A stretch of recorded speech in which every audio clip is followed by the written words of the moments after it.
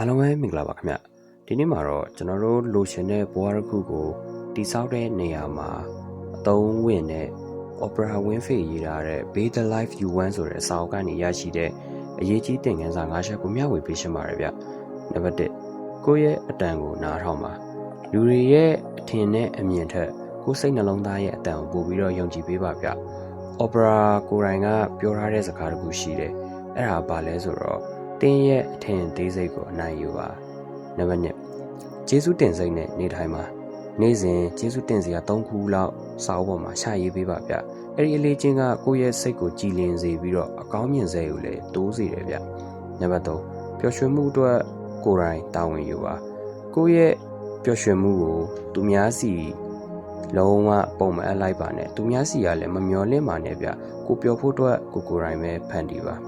နံပါတ်4အတိတ်ကိုလွတ်ချလိုက်ပါ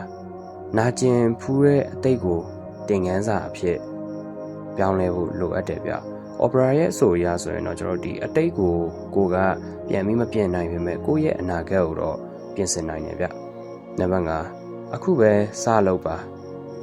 ကျွန်တော်တို့ပြေးစုံမှလုပ်မယ်ဆိုရင်ဘယ်တော့မှစလုပ်ဖြစ်မှာမဟုတ်ဒါကြောင့်မလို့ရှိတာနဲ့စလုပ်ဖို့လိုတယ်ပြီးရင်